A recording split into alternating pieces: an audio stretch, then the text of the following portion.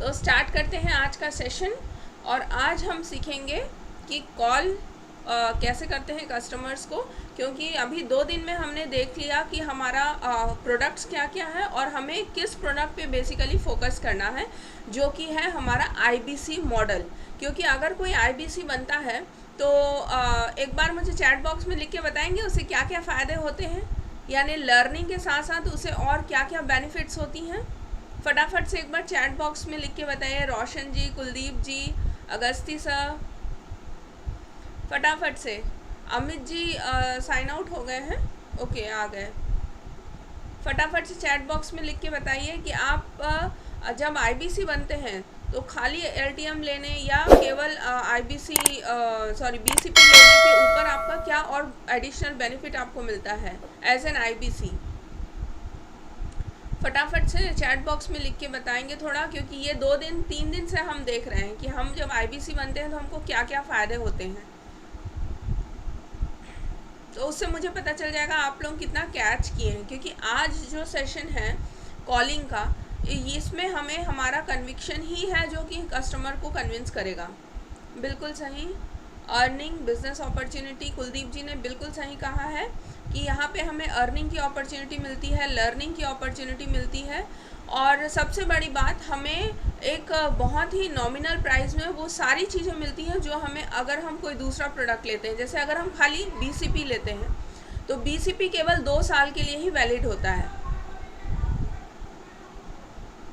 BCP केवल 2 साल के लिए वैलिड होता है, लेकिन हमारा आईबीसी प्रोग्राम जो है वो लाइफ टाइम के लिए वैलिड रहता है।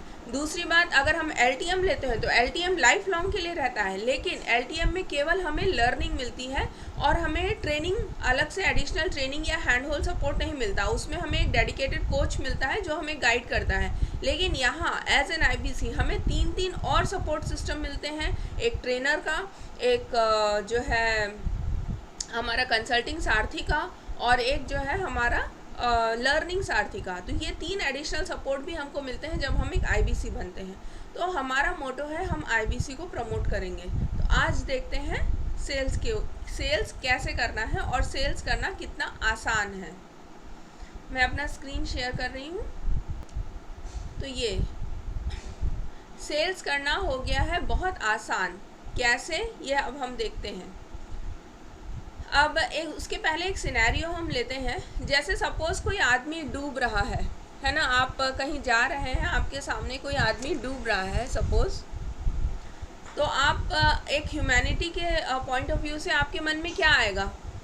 थोड़ा अनम्यूट करके या चैट बॉक्स में लिख के मुझे बताएंगे। How to save him.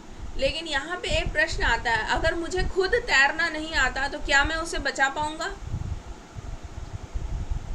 तो उसके लिए सबसे पहले क्या ज़रूरी है?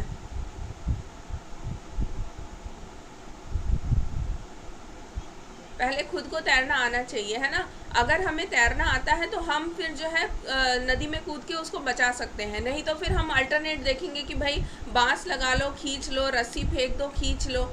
तो ये अल्टरनेट्स उतने स्ट्रांग नहीं होते, क्योंकि जब कोई आदमी पानी में डूब रहा होता है तो उसका जो है मनस्थिति उतना स्टेबल नहीं होता कि वो फटाफट जो है अपने बचाव के लिए कुछ कर पाए। वो हमेशा मदद ही मांगता है। उसी तरह से यहाँ पर एज अ बिजनेस कंसल्टेंट हमारा सबसे पहला काम है किसी की मदद करना। तो मदद हम कैसे कर पाएंगे किसी की? जब हम खुद उस प्रोडक्ट का पूरा नॉलेज रखेंगे, उस प्रोडक्ट के बारे में हम खुद पूरा डिटेल में जान रहे होंगे, तब हम जो है उसको पूरा अच्छे से समझा पाएंगे, उसकी हेल्प कर पाएंगे, उसके डूबते बिजनेस को आगे ले जाने में कामयाब हो पाएंगे, है ना। तो ये है सबसे पहला। उसके बाद में दूसरा ये है कि जब हम कोई भी सेल्स कॉल करते हैं तो एक्चुअली जैसे आप लोगों ने देखा होगा, एमएलएम से भी हैं हमारे यहाँ पे कुछ लोग, तो एक सेल्स का, एक कॉलिंग का एक प्रॉपर फ्लो होता है, एक प्रॉपर प्रोसेस होता है जो हमें फॉलो करना चाहिए, जिससे कि हमारा कॉल स्टेप बाय स्टेप होता है। और एज अ कंसल्टेंट या एज अ माने सेलर, हमेशा हमें ये ध्यान रखना चाहिए कि कॉल का जो गियरिंग है, कॉल का जो स्टीयरिंग है, वो हमारे हाथ में हो। क्योंकि अगर वो स्टीयरिंग कस्टमर के हाथ में चला गया तो फिर क्या होगा, वो अपने हिसाब से उस कॉल को लेके जाएगा। हम चाहते हैं उसे इस प्रोडक्ट के बारे में बताना, लेकिन वो हमें कोई और राम कहानी सुना के कॉल ओवर हो जाएगी। तो इसीलिए कभी भी जब आप कॉल करते हैं तो हमेशा ध्यान रखें कि स्टीयरिंग हमारे हाथ में होनी चाहिए कॉल की। तो उसके लिए क्या है, एक सही फ्लो है, एक सही पाथ है, जिसे अगर हम फॉलो करते हैं तो फिर अपने आप वो स्टीयरिंग हमारे हाथ में रहेगी। तो सबसे पहले आता है कॉल ओपनिंग। अब कॉल ओपनिंग कैसे करना है कि जैसे हमने किसी को कॉल किया, अगर जैसे आते हैं बहुत सारे कॉल हमारे बैंक वगैरह से भी, क्रेडिट कार्ड वगैरह के लिए भी। तो कॉल ओपनिंग में क्या होता है, अगर जैसे मैं कॉल करती हूँ और मैं बोलूँ कि मैं अवंतिका बोल रही हूँ बड़ा बिजनेस से, तो क्या होगा, अगर वो पहले से कुछ जानता होगा या नहीं जानता होगा तो वो उसको काट देगा, वो तुरंत फ़ोन को कट कर देगा कि पता नहीं ये फ्रॉड है या कौन है, और पता नहीं कहाँ से फ़ोन किया है, कहाँ से इसको मेरा नंबर मिल गया। ऐसा एक मतलब मेंटल उसका आ जाएगा और वो कॉल ब्लॉक कर देगा। तो हमें वो माइंडसेट, वो चीज़, वो सेकंड जो थॉट है वो उसके अंदर नहीं आने देना है। तो उसके लिए क्या करना है, जब हम कॉल ओपनिंग करते हैं तो हमें एक बहुत ही वार्म वेलकम के साथ ओपन करना है। जैसे कैसे हैं आप, जैसे हम जब कॉल करते हैं तो हेलो सर कैसे हैं आप। तो जब हम इस तरह से बोलते हैं तो क्या है, सामने वाला अपने आप उसका आएगा रिप्लाई कि हाँ मैं बढ़िया हूँ, आप कौन। तो जो थॉट था कि नहीं ये फालतू कॉल हो सकता है, ये फ्रॉड हो सकता है, ये सब हमने, ये जो सेकंड थॉट उसके में आ सकता था, ये थॉट हमने क्या किया, साइड कर दिया। और उसके में क्या आ गया, जानने की इच्छा आ गई कि हम कौन है, कहाँ से कॉल कर रहे हैं, है ना। तो कॉल ओपनिंग इस तरह से होना चाहिए। फिर नेक्स्ट स्टेप है हमारा रैपो बिल्डिंग। रैपो बिल्डिंग यानी होता है एक कहना चाहिए एक आत्मीयता बनाना, है ना। सामने वाला हमसे क्यों बात करेगा, जब उसको लगेगा कि हाँ ये कोई फ्रॉड नहीं है, ये जेन्युइन है, ऑथोराइज्ड पर्सन है, ये एक प्रोफेशनल है जो मुझसे बात कर रहा है, और उसको एक रहेगा कि हाँ इससे मुझे हेल्प मिल सकता है। तो वो जो है वो चीज़ हमें उसके अंदर डालनी है। तो वो कैसे आएगा, जब हमारा एक कॉमन ग्राउंड स्टैब्लिश हो जाएगा, वो मैं आगे बताऊंगी आपको। तो वो सब आता है रैपो बिल्डिंग। रैपो बिल्डिंग के बाद में है प्रोफाइलिंग। जब एक माने एक स्मूथनेस आ गया बात में, हाँ हाँ, अपना फ़ायदा उसको जो है दिखेगा, तो वो स्वाभाविक रूप से वो हमें ब्लॉक नहीं करेगा, हमारे कॉल को डिसकनेक्ट नहीं करेगा, और इस तरह से वो कनेक्ट हो जाएगा। कनेक्ट करना है बेसिकली, रैपो बिल्डिंग करना है, यानी उसको हम दोनों में कनेक्शन, एक कॉमन ग्राउंड स्टैब्लिश करना। और उसके बाद में फिर हम उससे पूछेंगे कि भाई आप क्या करते हैं, आपका बिजनेस करते हैं तो कैसा चल रहा है, या जॉब करते हैं तो कैसा चल रहा है। और तो वो क्या है, वो झिझकेगा नहीं, वो बिल्कुल सब चीज़ सही सही हमें बताएगा। ये दो हुआ। उसके बाद में थर्ड स्टेप है नीड एनालिसिस। नीड एनालिसिस यानी उसका ज़रूरत पहचानना, क्योंकि जब हम किसी से बात करते हैं और हम सीधा अपने प्रोडक्ट के बारे में बताना शुरू कर दें और हमें ये ना पता रहे कि उसे इस चीज़ की ज़रूरत है कि नहीं है, तो क्या होगा, वो उसी समय ही वो मतलब उसके में एक आ जाएगी कि नहीं भाई ये फालतू कॉल है, हमें तो इन सारी चीज़ों की ज़रूरत है नहीं। तो अगर उसे होगी भी तो वो जो है कॉल कट कर देगा। क्यों? क्योंकि हम सही से पहले उसका नीड एनालिसिस नहीं कर पाए। हमारे बड़ा बिजनेस में कई सारे प्रोडक्ट्स हैं, आईबीसी हमारा मेन प्रोडक्ट है, लेकिन फिर भी आईबीसी पिच करने के पहले हमें पता होना चाहिए कि वो सच में अर्निंग में इंटरेस्टेड है कि नहीं है। तो हम नीड एनालिसिस करेंगे और उसके बाद में फिर हम अपना प्रोडक्ट पिच करेंगे, प्रोडक्ट मैचिंग करेंगे, और प्रोडक्ट मैचिंग के करने के बाद फिफ्थ स्टेप है बेनिफिट पिचिंग। बेनिफिट यानी देखिए, कल मैंने आप लोगों को बताया था फीचर अलग होता है, बेनिफिट अलग होता है ना, आप लोगों को याद है। अमित जी बताइए फीचर क्या होता है और बेनिफिट क्या होता है, एक बार चैट बॉक्स में थोड़ा फटाक से लिख के। हाँ अमित जी बोलिए, बताइए बताइए, तब तो क्लियर होगा। देखिए बेसिकली बेनिफिट जो होता है ना कहीं हमारे इमोशन से हमको कनेक्ट करता है। कोई भी व्यक्ति कोई भी सामान क्यों खरीदता है, जब वो उसके साथ में एक इमोशनल ग्राउंड स्टैब्लिश कर पाता है। रैपो बिल्डिंग मैंने कहा पहले, रैपो बिल्डिंग क्या है, कॉमन ग्राउंड स्टैब्लिश करना अपने और अपने कस्टमर के साथ में। तो वो कॉमन ग्राउंड बेसिकली क्या होता है कि वो उसमें एक स्मूथनेस ला देता है, एक सरलता ला देता है, जिससे कि आदमी खुल पाता है। और ये चीज़ होती है, ये सरलता कहाँ से कनेक्टेड रहती है? हमारी थिंकिंग से। उसी तरह से बेनिफिट्स जो होते हैं वो हमारे थॉट्स को ट्रिगर करते हैं, जबकि फीचर हमारी यूजेबिलिटी को ट्रिगर करते हैं। तो लोगों का जैसे पंखा है, पंखा बहुत स्पीड में चलता है, ठीक, ये उसका फीचर हो गया। पंखा जो है बिल्कुल आवाज़ नहीं करेगा, ये क्या हो गया? उसका फीचर हो गया।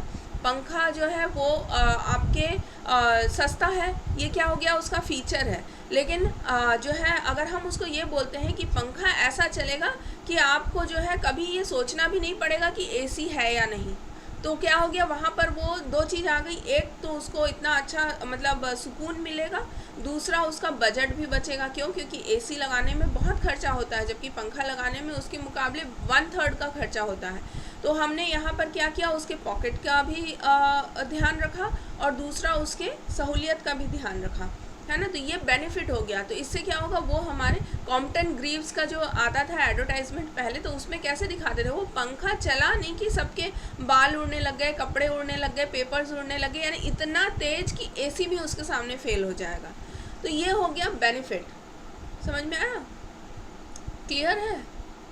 तो इसी तरह से हमें अपने बड़ा बिजनेस का IBC मॉडल का बेनिफिट बताना है लोगों को, ठीक। फिर 6th पॉइंट है ऑब्जेक्शन हैंडलिंग। जब लोग बेनिफिट जान जाते हैं और उनको ये पता चल जाता है कि हाँ ये चीज़ मेरे लिए यूज़फुल हो सकता है, तो उसके बाद में क्या होता है कि उनके ऑब्जेक्शंस आते हैं, जैसे money related objections, time related objections, हम कर पाएंगे कि नहीं, ये एक ऑब्जेक्शन। तो इस तरह से कई सारे ऑब्जेक्शंस आते हैं जिनको कि हमें वाइजली अक्लमंदी के साथ में हैंडल करना होता है। 7th स्टेप आता है सेल्स क्लोजर का। सेल्स क्लोजर यानी कि होता है पेमेंट की बात करना। सेल क्लोज कैसे होगा? कब होगा? जब हम उससे उसकी पेमेंट की बात करेंगे और उससे पेमेंट करवा लेंगे, तो वो हमारा एक कस्टमर क्लोज हो गया, हम बोलते हैं, है ना। तो इस तरह से हमें सेल्स क्लोजिंग की बात करनी है। 8th स्टेप आता है अर्जेंसी के लिए, क्योंकि क्या होता है सब कुछ जान लेने के बाद में भी लोग बोलते हैं कि अभी थोड़ा समय लगेगा, हम थोड़ा सोच के बताते हैं, हमें थोड़ा और टाइम दीजिए। तो ये क्या है? इस समय हमें अर्जेंसी क्रिएट करनी है। आपने देखा होगा जैसे फ्लैश ऑफर्स आते हैं। Xiaomi जो मनु जैन है, उन्होंने इतना जल्दी इतने कम समय में ग्रो कैसे किया? उन्होंने ये फ्लैश ऑफर वाली स्ट्रेटजी यूज़ की, अर्जेंसी क्रिएट किया बहुत ही शानदार तरीके से कि जैसे फ़ोन का जब वो एक नया मॉडल लॉन्च करते थे, तो उसके बाद में वो 24 घंटे या 48 घंटे का एक बहुत ही शानदार ऑफ़र रख देते थे, 30% ऑफ, 40% ऑफ, 50% ऑफ। तो लोगों में एक रश आ जाता था कि नहीं मुझे इसे लेना है, नहीं तो फिर चला जाएगा, क्योंकि Xiaomi का टेस्ट उन लोगों ने कर लिया था। तो इसे कहते हैं अर्जेंसी क्रिएट करना। तो इसी तरह से हमें भी अर्जेंसी क्रिएट करनी है। और उसके बाद में 9th स्टेप आता है reference and call close. Suppose अगर फिर भी वो नहीं ले पा रहा है, कुछ कारण है, तो हम या तो दो काम कर सकते हैं उसमें, या तो हम उससे कुछ रेफरेंस मांग लें उसके फ्रेंड्स का या उसके रिलेटिव्स का, जो लोग इस चीज़ में या इस काम में इंटरेस्टेड हो सकते हैं, या फिर हम उस लीड को नर्चर करें। यहाँ पे नर्चरिंग का स्टेप आता है। 9th step is nurturing step. हमने सब कुछ बता दिया, हमने प्राइस भी बता दिया और उसे क्लियर भी हो गया है, लेकिन अभी भी वो किसी ब्लॉकेज में है। तो ऐसे समय में हमें उसे नर्चर करना है। जैसे जब हम कोई बीज लगाते हैं और वो बड़ा पेड़ बनता है, तो जब तक वो बड़ा पेड़ नहीं बन जाता तब तक हम उसको सींचते हैं, पानी डालते हैं, खाद डालते हैं। तो इस तरह से हम उसे नर्चर करते हैं। तो यहाँ हमें अपने उस कस्टमर को नर्चर करना है, यानी कि उसे वीडियोस भेजने हैं, उसे समय समय पे हमें लर्निंग टिप्स भेजनी है। अगर वो बिज़नेस कर रहा है तो उसके बिज़नेस के रिलेटेड हमें उसे टिप्स शेयर करने हैं, जिससे कि वो उनको अगर इम्प्लीमेंट करता है तो फिर वो जो है स्वाभाविक है, तब उसका मोल्ड होने का चांसेस बढ़ जाएगा। और ये सब करने के साथ साथ हमें फॉलोअप भी करते रहना है, ठीक। तो ये 10 स्टेप हैं पूरे सेल्स के सेल्स कॉल के फ्लो में। कस्टमर से बात शुरू कैसे करें? जब भी हम कॉल करते हैं तो हमारे मन में आता है, जैसे मैंने शुरू में बताया, कॉल ओपनिंग के समय में हमें इतना वार्म वेलकम के साथ में कॉल ओपन करना चाहिए कि कस्टमर को लगे जैसे कोई अपना हमें कॉल कर रहा है, या कोई हमारा हितैषी या वेल विशर है जो हमें कॉल कर रहा है। तो यहाँ पे मैंने जैसे क्रिकेट का एक फ़ोटो लगाया है, एक गोल्फ का फ़ोटो लगाया है। सपोज़ अगर मैं आप लोगों से बोलूँ कि क्रिकेट की कमेंटरी हिंदी में करिए या गोल्फ की कमेंटरी हिंदी में करिए, तो वो आप लोगों के लिए करना आसान होगा। लेकिन अगर यही मैं आपको बोलूँ कि गोल्फ की कमेंटरी या इसकी कमेंटरी जो है आप फ्रेंच भाषा में करिए या जो है तेलुगु भाषा में करिए, जो आप लोगों को नहीं आती है, तो उसमें क्या होगा कि वो आप कर नहीं पाएंगे और आप अपने प्रोडक्ट का जो है सही सही से नरेशन कर नहीं पाएंगे। तो इसीलिए हमेशा हम जब भी कॉल ओपन करते हैं तो हमें वही लैंग्वेज यूज़ करना चाहिए जो कि कॉमन लैंग्वेज है, नेशनल लैंग्वेज है और जो हमें अच्छे से आता है। तो उसमें क्या है, हमारा कॉन्फिडेंस भी बढ़ेगा। और कॉल ओपनिंग के समय में जैसे हमारे पास बैंक वगैरह से कहीं कहीं से कॉल आते रहते हैं कि मैं सपोज़ ICICI बैंक से या एक्सिस बैंक से कॉल कर रही हूँ, ये क्रेडिट कार्ड की हूँ। तो अगर वो डायरेक्टली बोलती है कि मैं पूजा बोल रही हूँ या मैं करिश्मा बोल रही हूँ ICICI बैंक से और हमारा ये क्रेडिट कार्ड का ऑफ़र चल रहा है, आप क्या इसे लेना चाहेंगे, तो जनरली 80% ऑफ द टाइम हमारे मन में क्या विचार आता है, एक बार चैट बॉक्स में लिख के बताइए हमको क्या लगता है। जैसे ही हमारे पास इस तरह के कोई कॉल आते हैं तो हमारा फर्स्ट रिएक्शन कैसा होता है, एक बार थोड़ा चैट बॉक्स में लिख के बताइए।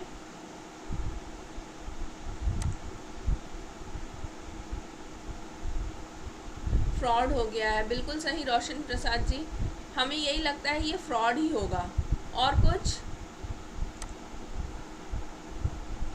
Negative, annoying, yes, disturbing. तो जैसा अंशु जी ने, रोशन जी ने कहा कि ये फ्रॉड हो सकता है, फेक हो सकता है। अमित जी ने कहा कि एक निगेटिव या एनोइंग हमारे अंदर वाइब्रेशन आता है।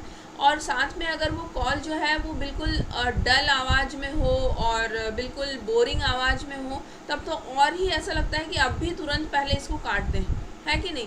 तो इसीलिए जब हम कॉल ओपनिंग करते हैं तो हमें बहुत ही वार्म वर्डिंग्स के साथ में कॉल ओपन करना चाहिए।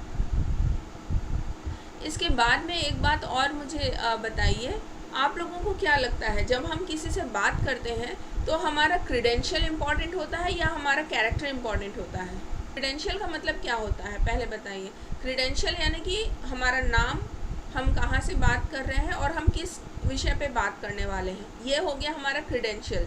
और कैरेक्टर का मतलब होता है कि जैसे हमारा जो टोन है, वॉइस का टोन, और जो हमारा कॉन्फिडेंस है और हमारा जो एंथुजियाज़म है, ये सारे हमारे कैरेक्टर्स हैं। तो जब कोई भी कॉल आता है या हम जब कोई भी कॉल करते हैं तो उसमें क्या इम्पोर्टेंट होता है, क्रेडेंशियल या कैरेक्टर? चैट बॉक्स में लिख के एक बार बताइए। Very good.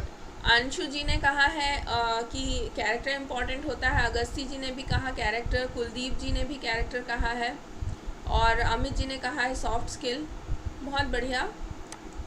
तो हमारा कैरेक्टर बहुत इम्पॉर्टेंट होता है ना, क्योंकि जब हम कॉन्फिडेंस से बोलेंगे, एंथुजियाज्म से बोलेंगे, जैसे कि जब कॉल सेंटर से हमारे पास फ़ोन भी आता है क्रेडिट कार्ड वालों का, तो भी हम उन कॉल्स पे रुक जाते हैं जहाँ पे उन लोगों का कॉन्फिडेंस बहुत अच्छा होता है, बहुत अच्छा पॉजिटिवली वो रैपो बिल्डिंग के साथ में अपनी कॉल ओपनिंग कर रहे हैं, तो हम 2 मिनट रुक के उनकी सुन लेते हैं। तो कैरेक्टर बहुत इंपॉर्टेंट होता है, इसीलिए हमें अपने वॉइस में, अपने टोन की मोडालिटी में वो कॉन्फिडेंस, वो एंथुजियाज्म लाने का प्रयास करना है। और जनरली देखा गया है कि ना, कोई भी जब कॉल आता है हमारे पास या हम किसी को कॉल करते हैं तो 7 सेकंड बस लगते हैं डिसीजन लेने में कि हमें इससे आगे बात करना है या नहीं करना है। तो वो 7 सेकंड स्टार्टिंग के बहुत इम्पॉर्टेंट होते हैं और हमें उस पर कंसंट्रेट करना है। तो जो अच्छा कॉल ओपनिंग होता है उसमें डिसकनेक्शन यानी कि कॉल कट जाने के चांसेस बहुत कम हो जाते हैं। उसके बाद में फिर हम उसमें कस्टमर का अटेंशन भी ग्रैब कर पाते हैं और ये हमारे लिए गुड इम्प्रेशन क्रिएट करता है। और सबसे बड़ी बात होती है कि ये हमारे लिए ट्रस्ट बिल्ड करता है। अगर हम बहुत अच्छा कॉल ओपनिंग करते हैं तो उससे क्या है, पहले ही कॉल में एक अच्छा ट्रस्ट, एक अच्छा बॉन्ड हमारा और हमारे कस्टमर के साथ में बन जाता है। अब ये कुछ टिप्स हैं जिसमें कि मैं आप लोगों को आप लोग देखेंगे कि क्या क्या हमें ध्यान रखना है कि होने चाहिए हमारे कॉल ओपनिंग में। तो जो है एक तो हमें स्माइल के साथ क्या होता है कि जब हम फ़ोन पे रहते हैं तो हालांकि हमारी वो स्माइल दिखती नहीं है, लेकिन उस स्माइल का जो एक वाइब्रेशन है वो पास आउट होता है ना। वही अगर हम गुस्से में हैं और गुस्से मतलब चिढ़े हुए मुंह के साथ में फ़ोन करेंगे तो हमारा वो वाइब्रेशन सामने वाले को पास होता है, लेकिन अगर हम एक स्माइल के साथ में फ़ोन करते हैं तो हमारा वो वाइब्रेशन, तो इसीलिए हमें स्माइल हमेशा रखना चाहिए।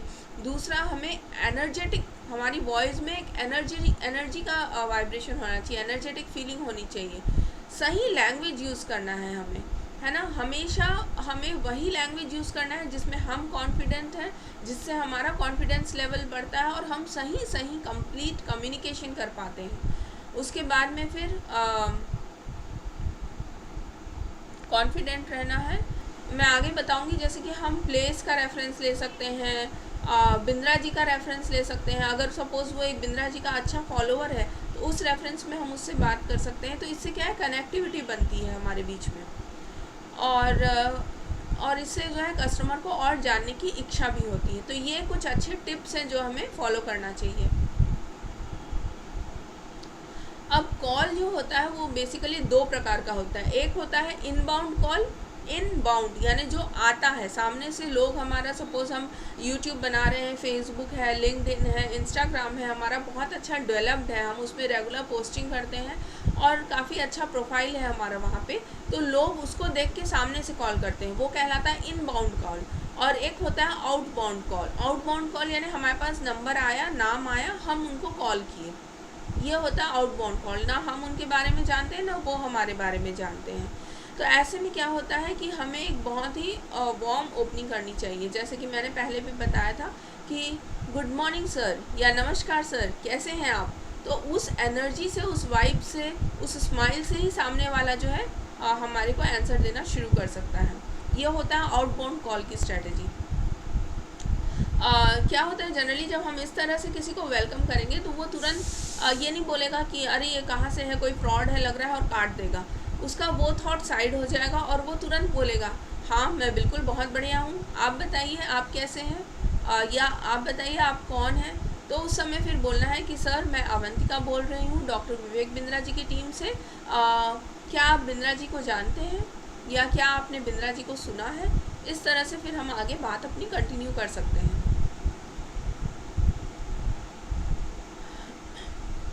अगर इनबाउंड कॉल है, ये सॉरी यहाँ पे गलत लिखा हुआ है, इनबाउंड कॉल है, अगर सामने से कॉल आ रही है तो आप इस तरह से बोल के शुरू कर सकते हैं कि बिज़नेस कंसल्टेशन के लिए कॉल करने के लिए बहुत बहुत धन्यवाद, मेरा नाम अवंतिका है, बताइए मैं आपकी क्या सहायता कर सकती हूँ। क्यों? क्योंकि वो खुद से कॉल किया है, तो वो या तो आपके यूट्यूब को देख के कॉल किया होगा या फेसबुक को देख के, या इस तरह से जहाँ पे आपने नंबर डाले हुए हैं।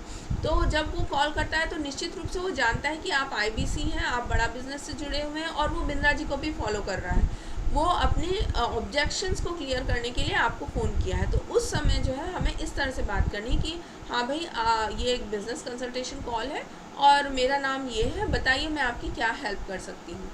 ये कुछ पॉइंट्स हैं, ये हम यूज़ कर सकते हैं कनेक्ट बनाने के लिए, क्योंकि जैसे हमने देखा था शुरू में कि हमें रैपो बिल्डिंग बहुत ज़रूरी होता है। तो रैपो बिल्डिंग कैसे करें, कनेक्शन कैसे बनाएं। तो जैसे कि अगर सपोज़ हम ट्रेन में जा रहे हैं या हम किसी से कहीं पे मिलते हैं मार्केट में या मॉल में, तो हमें सबसे पहले कॉमन ग्राउंड देखना चाहिए। जैसे सपोज़ अगर वो बिंद्रा जी को जानता है तो वहाँ से हमारा कनेक्शन बन सकता है, या अगर सपोज़ वो कोई ऐसा बिज़नेस कर रहा है जिसके बारे में हम जानते हैं या हमारे कोई रिलेटिव किए हैं पास्ट में, तो वो एक हमारा कॉमन ग्राउंड हो सकता है। तो उस समय हम उसको बता सकते हैं कि जो है आप इस तरह से करिए तो आपको काम में J का रूप मिलेगा। या अगर वो कोई बिज़नेस में कोई प्रॉब्लम फेस कर रहा है, हमें पता चलता है, तो हम उस समय उसको बोल सकते हैं कि भाई हम एक कंसल्टेंट हैं और हम इस तरह से आपकी मदद कर सकते हैं। या अगर वो सपोज़ ऐसी किसी सिटी से बिलोंग करता है जहाँ से हम हैं या हम वहाँ गए हुए हैं, तो उस समय फिर जो है एक कॉमन ग्राउंड क्रिएट हो सकता है, कनेक्शन क्रिएट हो सकता है। तो कॉमन ग्राउंड निकालने की ये 6 टिप्स हैं, इसको आप चाहें तो नोट डाउन कर सकते हैं कि कॉमन ग्राउंड हम कैसे निकालेंगे, हम तुरंत कॉल पे बैठे बैठे कनेक्शन कैसे निकाल सकते हैं। तो उसके लिए एक होता है कि हम रेफरेंस का यूज़ कर सकते हैं, जैसे कि रेफरेंसेस का एग्जांपल मैंने अभी आगे की स्लाइड में आपको दिया।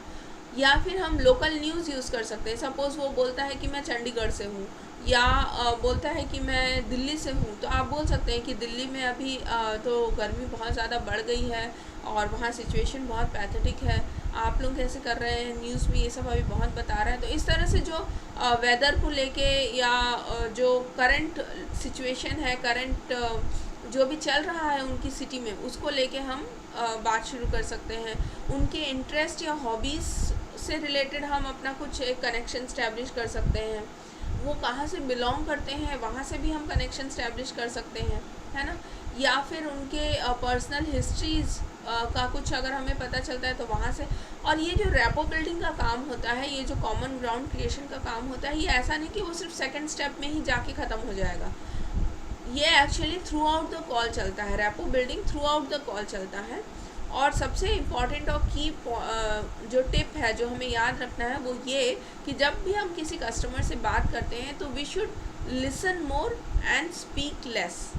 अगर हम अपने ह्यूमन फिजियोलॉजी को भी देखें तो भगवान ने हमको एक मुंह दिया है और दो कान दिए हैं, यानी कि we should listen twice and speak once. ठीक, तो हमें कस्टमर के पॉइंट ऑफ व्यू से जो हम यहाँ बात कर रहे हैं, हमें कस्टमर को सुनना है, समझना है, तब हम उससे जो है तुरंत अपनी एक कॉमन पॉइंट निकाल पाएंगे और हम कनेक्शन स्टैब्लिश कर पाएंगे। वो ही जो कनेक्शन होता है ना, वो एक्चुअली उसको कन्विंस करता है और हमारा एक कॉन्फिडेंस। तो ये सारे फ़ायदे हैं जब हम अच्छा रैपो बिल्डिंग करते हैं कि एक तो ट्रस्ट बिल्ड हो जाता है। तो भले वो आईबीसी बने न बने, जैसे आज की डेट में आप में से कुछ हैं जो अभी आईबीसी नहीं बने हैं, बनने की प्रोसेस में है, लेकिन आप लोगों का हमारे लिए, प्रकाश सर के लिए इतना कॉन्फिडेंस आ गया है कि आप लोगों ने उस ट्रस्ट की बेसिस पे आज इस ट्रेनिंग को ज्वाइन किया है। तो ये ट्रस्ट बिल्ड करने में हेल्प करता है। इसके बाद में कनेक्ट तो बनाते ही बनाता है, और आगे हमारे जो हैं आगे के रास्ते को भी क्लियर करता है रैपो बिल्डिंग। ठीक, तो ये रैपो बिल्डिंग एक्चुअली में थ्रू आउट द कॉल होता है, ये भी मैंने आपको बता दिया। और दो तरह से हो सकता है आउटबाउंड कॉल। जब हम आउटबाउंड कॉल करते हैं सामने वाले को, तो या तो वो यहाँ हमारे आईबीसी के काम के अंतर्गत, या तो वो बिंद्रा जी को जान रहा होगा, या फिर वो बिंद्रा जी को नहीं जान रहा होगा। सपोज़ अगर वो बिंद्रा जी को नहीं जान रहा है तो उस समय हमें क्या बोलना है। सबसे पहले तो जैसे मैंने शुरू में बताया था कि हमें एक्नॉलेज करना है कि मैं अमुक हूँ, मैं सपोज़ अवंतिका हूँ, डॉक्टर विवेक बिंद्रा जी की टीम से बोल रही हूँ, और ये एक बिज़नेस कंसल्टेशन कॉल है, मैं आपकी क्या सहायता कर सकती हूँ। इस तरह से जो है हमें कॉल ओपन करना है और हमें बिंद्रा जी को इंट्रोड्यूस करना है उसके सामने। हमें उसे बताना है कि बिंद्रा जी एशिया के नंबर 1 स्पीकर हैं और मोटिवेशनल स्पीकर हैं, प्लस बिज़नेस कोच हैं, और जिनके कि आज की डेट में यूट्यूब में 2 करोड़ से अधिक सब्सक्राइबर हैं, और उनके कई सारे कोर्सेज़ हैं जो कि बिज़नेस स्पेसिफिक कोर्सेज़ हैं, और उन कोर्सेज़ को बिलियनर प्रोफेसर्स ने मिलके बनाया है जो एक्चुअली अपनी अपनी इंडस्ट्री के गेम चेंजर हैं। इस तरह से हमें जो है इंट्रोड्यूस करना है बिंद्रा जी को।